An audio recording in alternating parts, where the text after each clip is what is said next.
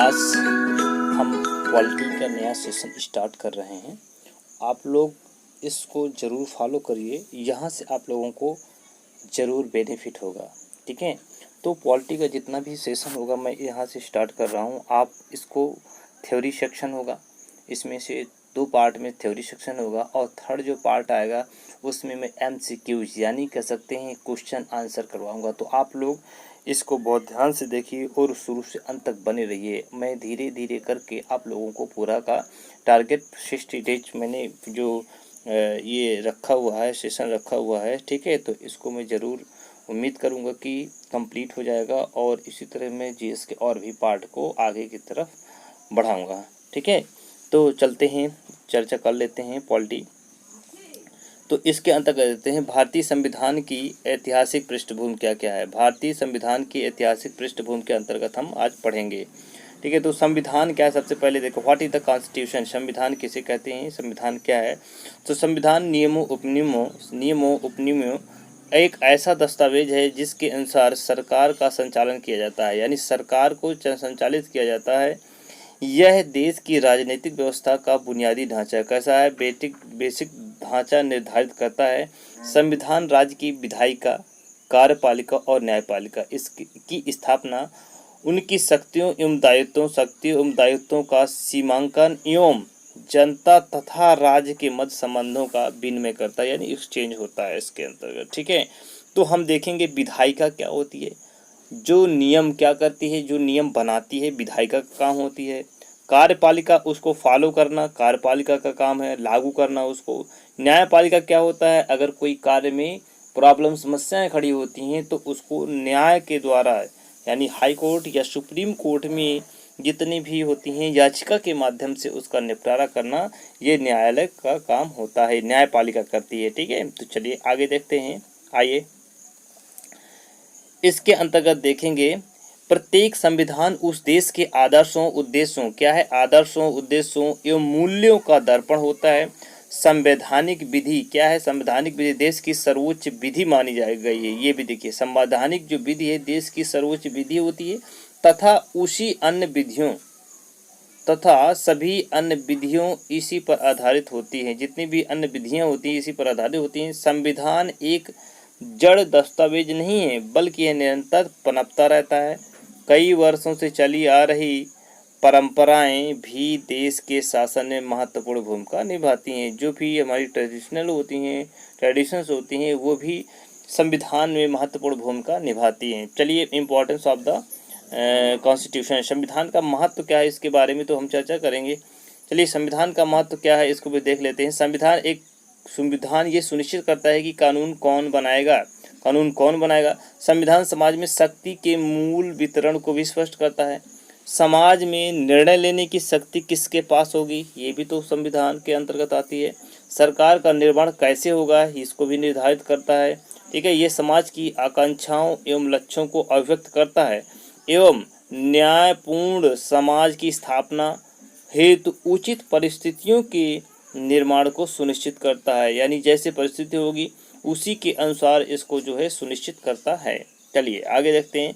यह समाज की बुनियादी पहचान प्रदान करता है, यानी बेसिक पहचान समाज की प्रदान करता है। चलिए आगे बात करते हैं। संविधान राज्य व्यवस्था के तीन प्रमुख अंगों कार्यपालिका, विधायिका एवं न्यायपालिका की स्थापना करता है तथा उनकी शक्तियों एवं अधिकारों को परिभाषित भी करता है। तो ये भी आपको याद रखना पड़ेगा। चलिए नेक्स्ट देखते हैं। नेक्स्ट पॉइंट है, यह राज्य के अंगों के अधिकार को मर्यादित कर उन्हें निरंकुश एवं तानाशाह से रोकता है। क्या करता है, निरंकुश एवं तानाशाह से भी रोकता है। संविधान एक आईना है जिसमें उस देश के भूत या कह सकते हैं वर्तमान एवं भविष्य, ठीक है, की झलक मिलती है। यानी हम कह सकते हैं कि पहले समय क्या होता था उसका भी जैसे बात कर लेते हैं कि जब आदिमानव थे उस समय का भी थोड़ा बहुत चर्चा मिलता है। वर्तमान में क्या चल रहा है और आगे किस तरह के नियम कानून बनेंगे तो उसमें भी इसको चर्चा करेंगे। ठीक है, तो चलिए देखते हैं। संविधान एवं राज्य व्यवस्था के अनेक उपादान ब्रिटिश शासन से ग्रहण किए गए। ये भी देखिए, मैक्सिमम जो है ब्रिटिश शासन से लिए गए हैं।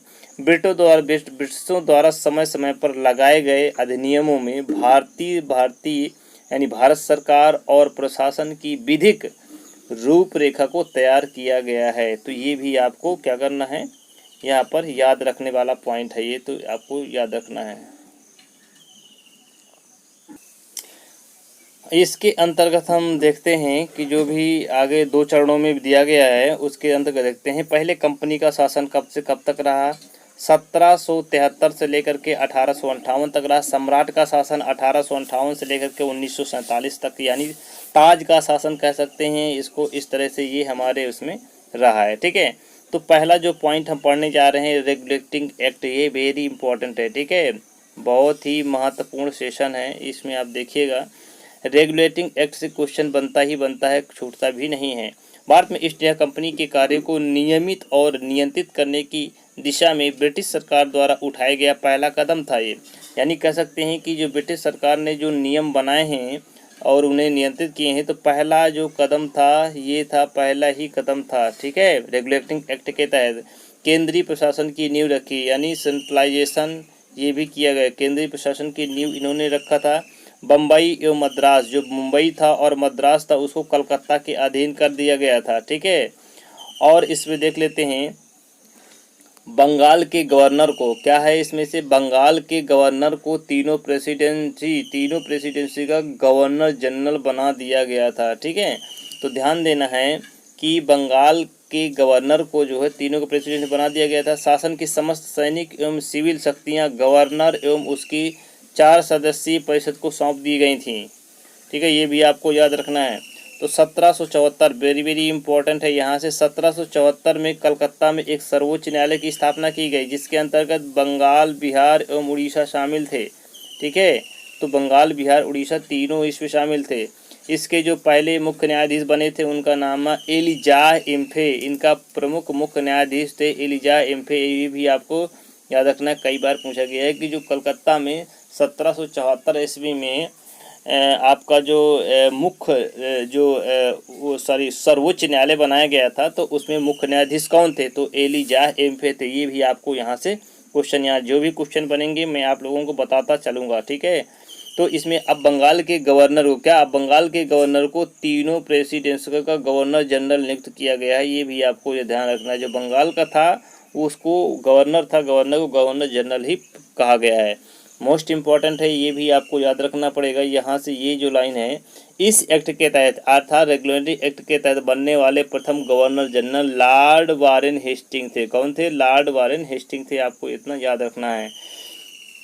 इस एक्ट के तहत कर्मचारियों को निजी व्यापार, क्या है, कर्मचारियों को निजी व्यापार एवं भारतीय लोगों से उपहार व रिश्ते लेने पर प्रतिबंध कर दिया गया था। कंपनी पर ब्रिटिश कोर्ट ऑफ डायरेक्टर्स यानी कंपनी की गवर्निंग बॉडी का नियंत्रण बढ़ गया और भारत में इसके राजस्व, नागरिक और सैन्य मामलों की जानकारी ब्रिटिश सरकार को देना आवश्यक कर दिया गया था। तो ये भी आपको याद रखना पड़ेगा। व्यापार की सभी सूचनाएं क्राउन को देना सुनिश्चित किया गया था। ये भी बहुत अच्छा पॉइंट है, आप इसको पॉइंट आउट करके चलेंगे। चलिए अगला क्वेश्चन लेते हैं। अगला संशोधन आता है कि यानी संशोधन अधिनियम इसको कहते हैं। एक्ट ऑफ सेटलमेंट, जो एक्ट आया था एक्ट ऑफ सेटलमेंट, या इसको 1781 का संशोधन अधिनियम के नाम से भी हम लोग इसको जानते हैं। ठीक है, गवर्नर जनरल तथा काउंसिल कंपनी के कर्मचारियों को सर्वोच्च न्यायालय के दायरे से बाहर रखा गया। सर्वोच्च न्यायालय के बारे से किसको रखा गया, गवर्नर जनरल को रखा गया और काउंसिल कंपनियों के कर्मचारियों को। ठीक है, तो ये 3 चीज़ें जो है इनको किसे सर्वोच्च न्यायालय से अलग रखा गया था। प्रांतीय न्यायालय, अब नेक्स्ट पॉइंट है, प्रांतीय न्यायालय की appeal governor general in council पर रखी गई। तो इस एक्ट का मुख्य उद्देश्य रेगुलेटिंग एक्ट, इस मुख्य उद्देश्य रेगुलेटिंग एक्ट की कमियों को दूर करना और इसके तहत कलकत्ता की सरकार को बंगाल, बिहार एवं उड़ीसा की, कलकत्ता की जो सरकार थी, बंगाल, बिहार एवं उड़ीसा के लिए भी विधि निर्माण की शक्ति प्रदान करना। तो पूछ सकता है यहाँ से क्वेश्चन ये बनेगा कि बताइए, सबसे पहले क्वेश्चन बनेगा कि ये जो एक्ट ऑफ सेटलमेंट जो अधिनियम आया था 1781 में, किस लिए आया था। ये जो है रेगुलेटिंग एक्ट 1700 जो 1973 आया था, उसकी कमियों को दूर करने के लिए मेन फैक्ट यहाँ से आपको याद रखना है, ठीक है।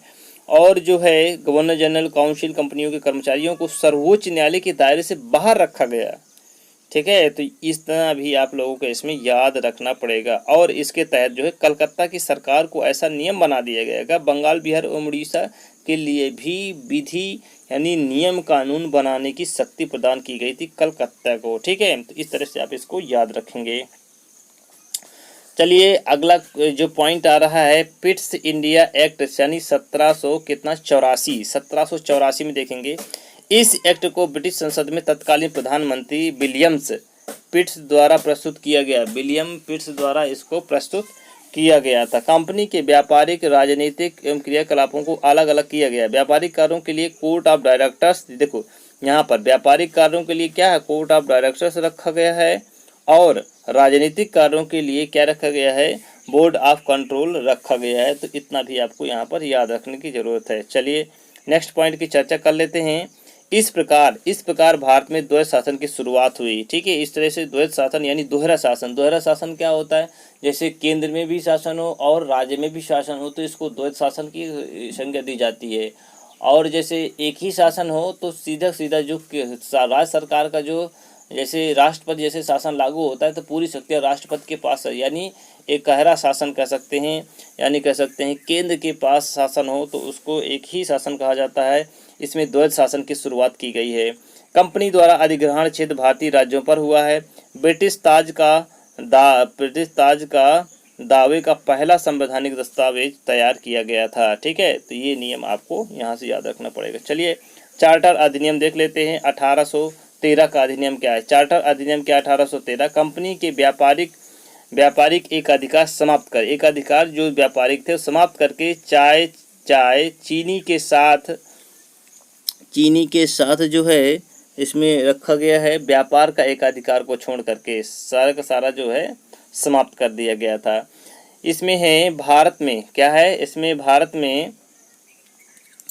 इसमें अंतर्गत देखेंगे कि भारत में ईसाई मिशनरियों को भारत में धर्म प्रचार की अनुमति दी गई थी। किस 1813 में दी गई थी। पश्चिमी शिक्षा के प्रचार की व्यवस्था की गई थी। ये भी देखिए पश्चिमी शिक्षा जो आई थी, यानी कह सकते हैं कि इसमें मैकाले जी जो थे उनके समय में ये अंग्रेजी शिक्षा का प्रचार हुआ था। पश्चिमी शिक्षा पर 1 लाख रुपए की खर्च करने की व्यवस्था भी शुरू की गई थी। तो आप लोगों को रुपए भी याद रखना पड़ेगा, ठीक है। इस तरह से ये हमारा 1813 के एक्ट चार्टर जो एक्ट था वो कंप्लीट हुआ। अगला देखते हैं चार्टर 1833 का आया था। बंगाल के गवर्नर को संपूर्ण भारत का governor general, very very important, Bengal के गवर्नर को संपूर्ण भारत का गवर्नर जनरल नियुक्त किया गया था। शासन प्रणाली का केंद्रीकरण हुआ था, ठीक है, केंद्रीकरण हुआ गया था। भारत का प्रथम governor general lord William Bentinck बना, वेरी इंपॉर्टेंट है, ये भी पॉइंट आपको याद रखना पड़ेगा और ये भी आपको याद रखना पड़ेगा। बम्बई तथा मद्रास की परिषदों की विधि निर्माण की शक्ति को वापस ले लिया गया, जो शक्तियां थी उनको वापस ले लिया गया। इस एक्ट के बाद गवर्नर जनरल की परिषद के द्वारा निर्मित विधि को अधिनियम कहा गया, ये अधिनियम भी बन गया था। तो आप लोगों को इतना आपको यहाँ से याद रखना है। चलिए एक पॉइंट और देख लेते हैं। 1853 ये विधायी कार्यों को प्रशासनिक कार्यों से अलग करता है। क्या है, विधायी कार्य हैं प्रशासनिक कार्यों से अलग करता है। विधि निर्माण हेतु 6 सदस्यीय विधान परिषद का निर्माण किया गया। 6 सदस्यीय विधान परिषद निर्माण किया गया। कंपनी के कर्मचारियों की नियुक्ति के लिए प्रतियोगी परीक्षाओं को आधार बनाया गया, ठीक है। तो आधार कब बनाया गया था, चार्टर एक्ट जो आया था 1853 में ये आया था, ठीक है। तो अब इसको आप याद रखिएगा, बहुत इम्पॉर्टेंट है, फैक्ट है, ठीक है। तो इतना आपको यहाँ पर इससे याद रखना है। चलिए देखते हैं इसमें से जितने महत्वपूर्ण होंगे उसके बारे में चर्चा करेंगे। तो हमने आज 1853 तक देख लिया। नेक्स्ट टाइम पे जब देखेंगे तो इसके आगे का भी पार्ट को हम चर्चा 1 बाय 1 करके करते रहेंगे। चलिए ठीक है, तो यहीं तक इसको रखते हैं। तो 1853 तक हमने ये आज आपको देख लिया, ठीक है। तो इससे आगे जो भी होगा मैं पार्ट बताऊंगा और इसको भी फॉलो करते रहिए। और थ्योरी सेक्शन कंप्लीट होगा तो मैं MCQ करवाऊँगा। इसके लिए तब तक के लिए धन्यवाद, नमस्कार, जय हिंद, जय भारत। अगर ये वीडियो आपको पसंद आया हो तो लाइक, शेयर और सब्सक्राइब ज़रूर करें अपनी